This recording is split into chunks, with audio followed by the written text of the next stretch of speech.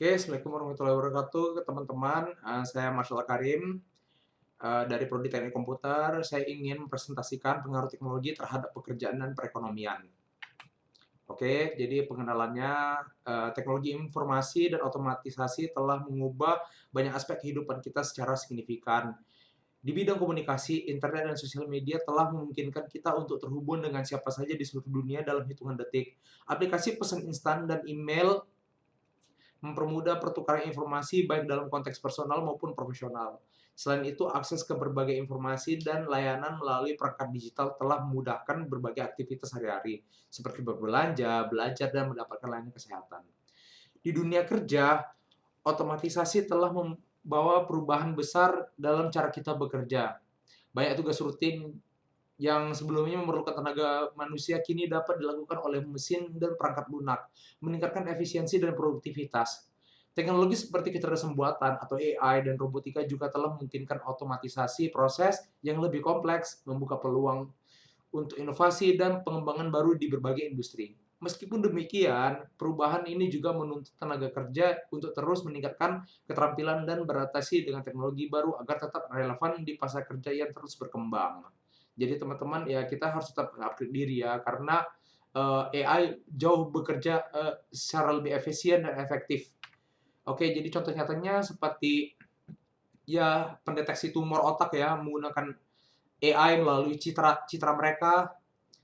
Terus ini Kiva Robotics dari Amazon ya karena eh, pekerjaan pergunangan lebih ribet jika menggunakan manusia, jadi dengan otomatisasi menggunakan robot, jadi pekerjaan lebih efisien dan efektif dan juga lebih menekan cost.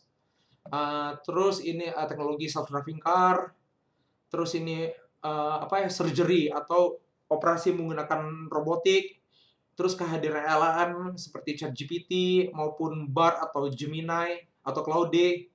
Terus ini Boston Dynamics, robot seperti humanoid maupun seperti hewan. Oke lanjut. Jadi ini statistik ya teman-teman ya, statistik dari Amerika bahwa eh, statistik ini menyatakan bahwa 14% pekerjaan pekerja ngeklaim kalau mereka itu hilang kerja gara-gara diganti robot. Terus pada Mei 2023 sekitar 3.900 pekerjaan hilang karena terkait dengan AI.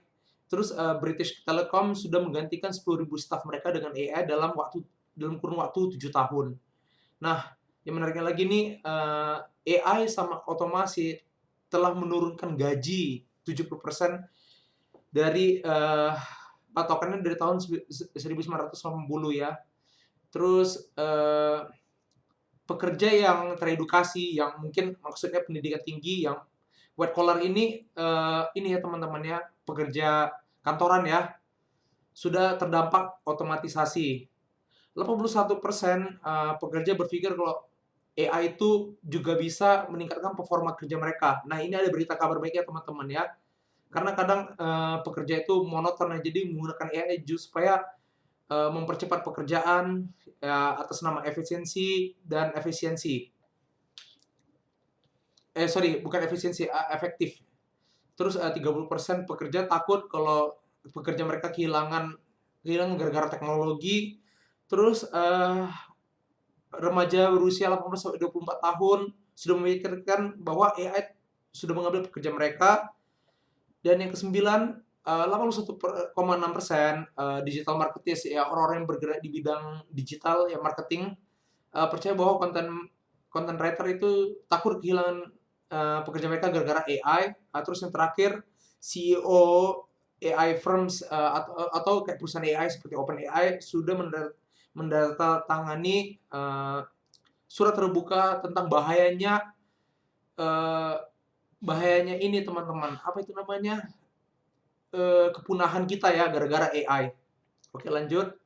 Nah ini data pengangguran dari BPS. Syukurnya ya teman-teman di Indonesia ini belum ada yang terdampak gara-gara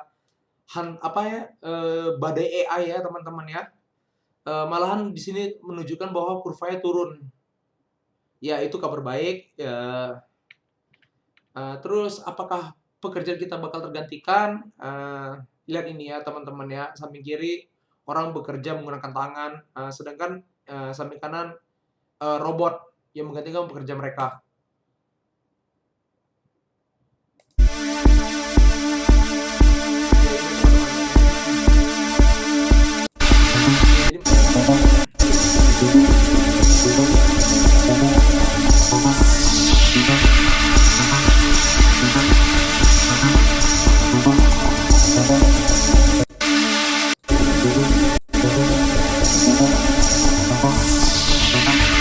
Ya ini ya teman-teman ya, ya, yang membedakan kita sebagai manusia dan robot, robot itu bisa bekerja lebih kencang ya karena diprogram, terus mereka tidak mengenal rasa lelah. Yang mereka tahu hanyalah ya selagi masih ada supply power listrik ya mereka masih tetap bisa berjalan. Nah ini ada yang lebih canggih lagi teman-teman, yaitu self-driving cars atau mobil otonom.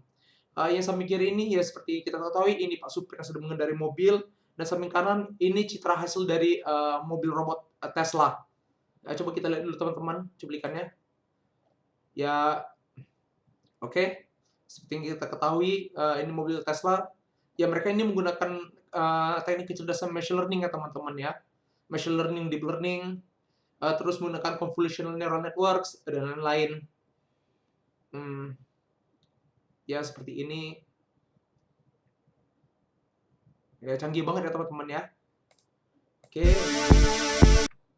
Oke, untuk mengantisipasi menganggur di era AI, ya pertama yang paling jelas kita harus mengasah skill baru, karena walaupun ya AI sekarang jauh lebih efisien dari pekerja lapangan seperti kayak robot assembly tadi, ataupun kayak supir, ya kita sebenarnya punya perekonomian baru, seperti kayak kita sebagai insinyur AI atau, robotik, terus, yang paling penting kita juga harus mengembangkan kreativitas kita.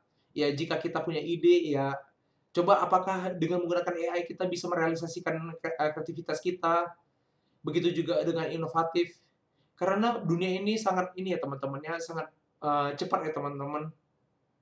Ya jadi kita harus selalu inovatif, terus kita juga harus self reliance atau mengandalkan diri sendiri, ya kita tidak boleh bergantung sama orang lain.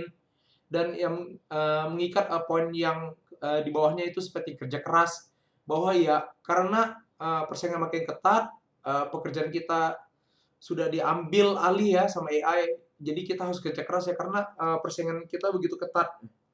Terus yang terakhir, networking. Ka eee, karena ya seperti yang kita tahu ya bahwa, networking adalah sesuatu yang bagus untuk, mencari, pekerjaan teman-teman. Ya, sekian dari saya. Jika saya agak sedikit aneh atau apa, ya mohon dimaafkan.